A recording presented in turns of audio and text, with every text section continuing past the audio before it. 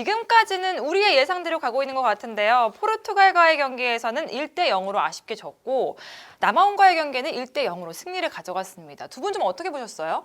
네, 일단 포르투갈전은 사실 우리 선수들이 전반전 경기력은 약간은 좀 우리가 처지긴 했습니다만 그럼에도 불구하고 포르투갈에게 0대1 이거는 우리에게는 확실히 좋은 결과가 됐어요. 그리고 후반전에 어떻게 보면 정종용 감독도 좀 팀 운영에 대한 힌트를 좀 얻었을 공산이 큽니다. 오세훈 선수, 엄원상 선수를 투입하면서 확실히 우리가 뭔가 확실하게 할 수 있는 것에 대한 옵션이 늘어났거든요. 오세훈의 높이, 엄원상의 스피드 그런 방식으로. 결국은 그게 영향을 줘서 우리가 공격력이 더 필요했던 남아공전에서는 이제 아예 4백으로 포메이션을 바꾸면서 이강인 선수를 좀 더 자유롭게 위로 올렸고 여기에 이제 오세훈 선수, 엄원상 선수를 또 선발로 투입하는 그래서 전체적으로 저는 포르투갈전 전반에 우리가 조금 몰렸었고 남아공전도 전반이 좀 좋지가 않았었죠. 우리가 사실 그 폭우 속에서 남아공의 세트피스를 많이 허용하면서 우리가 좀 고전을 했었는데 그럼에도 여태까지는 우리가 어떻게 보면 좀 꾸역꾸역이라는 느낌도 좀 들지만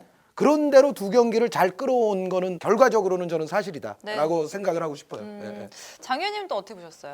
저는 일단 절반의 성공이라기보다는 그래도 정종용 감독이 상황에 따라서 대처를 잘했고 또 어차피 경기마다 사실 전략적인 컨셉을 이번에 준비한 그런 플랜대로 진행을 했거든요. 네네. 근데 이제 조금 달랐던 거는 포르투갈에 대해서 준비를 많이 했겠지만 이 팀이 생각보다는 그렇게 아주 다이나믹하고 적극적으로 공격 운영을 하는 팀은 아니에요. 그렇죠. 밸런스, 수비 밸런스를 어느 정도 좀 지키면서 운영을 하는 포지셔닝 플레이를 하는 팀입니다. 그래서 관리 축구를 관리를 하더라고요. 하는 축구죠, 전체적으로. 근데 우리는 이제 포르투갈은 우리랑 붙을 때 우리가 좀 약체라고 생각을 하고 공격적으로 좀 달려오지 않을까.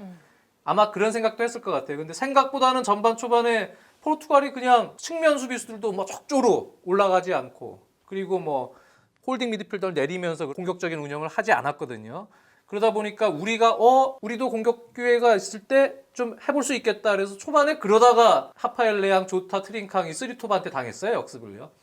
그래서 전체적으로는 이제 그 부분에 있어서는 약간의 전반전에 실점하는 과정에 있어서 네네. 컨셉에 있어서 조금 약점도 드러내긴 했지만 그 또 하나는 이제 그 공격진 운영에 있어서 최근에 오세훈 선수가 이 아산에서 컨디션이 상당히 좋아요. 네네. 근데 이날은 이제 전세진, 조용욱 투톱 카드였잖아요. 먼저 넌 카드가. 근데 전세진 선수는 사실 포지셔닝은 사실 공격형 미드필더 유형이라고 봐야 돼요. 그리고 그날도 자기 기량을 그렇게 완전히 잘 보여주진 않았어요. 그러다 보니까 이제 후반전에는 엄원상, 오세훈 이런 카드에 조용욱을 미드필더로 내렸는데 아마 정종용 감독도 지금 이 대회는 오세훈이 조금 컨디션이 좋구나. 그런 것을 또 확인한 경기라고 생각이 들고 그래도 포르투갈과의 경기에서 후반전에 우리 선수들이 공격적으로 좀 자신감을 찾은 부분 그 부분이 상당히 좋았고요. 네. 남아공전은 준비한 대로 이강인 선수 수비 부담을 분명히 이제 남아공전에는 덜어주려고 계획을 세웠었고 그래서 완전히 3미들에 있던 수비 부담을 1차전 때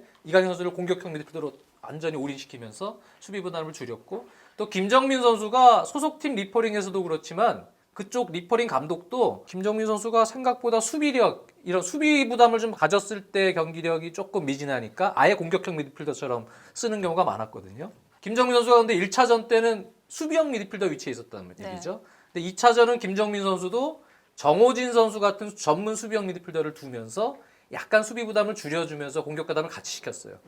근데 남아공도 아마 우리나라의 경기 때 생각을 많이 하고 나온 것 같아요. 그렇죠. 그래서 최전방에 라일 포스터 같은 에이스 공격수 원톱이 있었는데 이 선수는 좀 활동 유역이 넓고 볼 관리를 하면서 약간 연계해주는 역할이었거든요.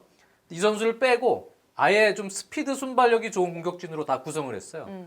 그래서 앞선에서 그 스피드로 압박을 하고 그 스피드로 세컨볼을 따내는 운영을 하다 보니까 사실 우리가 좀 힘들었어요. 전반전 운영이. 근데 후반에는 전략적으로 김정민을 약간 올리더라고요. 그러면서 세컨볼 싸움 들어가고 라인 좀 당겨서 우리가 점유율을 좀 많이 갖고 가는 운영. 이런 운영 속에서 일단 그게 성공이 됐거든요. 네. 그 상황에서 남아공이 사실 수비 밸런스가 좋지 않고 우리가 결정적인 찬스들이 많았어요. 근데 그 찬스를 못 살리고 그래도 김정민 선수 굴절된 공에서 우리 김현우 선수가 골을 넣어줘서 다행으로 한 골을 넣었는데 우리도 해결해야 될 문제점을 많이 찾았고 또 나름대로 원했던 승점 3점도 찾았던 경기입니다. 그렇죠. 네, 그래서 제 생각에는 1, 2차전을 통해서 현재 이 대회에서 우리나라가 어떠한 방식으로 가야 되고 어떤 점을 보완해야 되는구나를 많이 느꼈던 수학이 있었던 1차전이라고 생각이 듭니다. 다만 이제 약간 냉정한 평가를 한 줄만 덧붙이면 그 공격적으로 우리가 세밀하게 만들어가는 플레이 그리고 이제 침착한 이제 확실한 마무리 이런 부분들은 확실히 지금 좀 문제거든요. 그러니까 맞아요. 전체 이 대회에 참여한 지금 모든 조들을 통틀어 보더라도 우리가 득점력 부분에 있어서만큼은 그다지 지금 좋은 상태는 아니에요. 그래서 네. 우리가 아르헨티나전 이제 뭐 프리뷰가 이어지겠습니다만 아르헨티나전을 통해서는 우리가 조금 더 이제 만들어서 득점하는 상황을 좀 맞이할 수 있으면 좋겠고 사실 뭐 약간 설레발 같지만 만약에 우리가 16강에 올라가게 된다면 그때는 정말 지키는 것만으로는 한계가 있거든요. 네, 득점을 좀 할 수가 있어야죠. 그래서 그런 부분에 대해서는 우리 미드필더라든가 공격수 뭐 이강인 선수를 포함한 많은 선수들이 조금은 더 생각을 해야 될 그런 1, 2차전의 결과인 것 같습니다.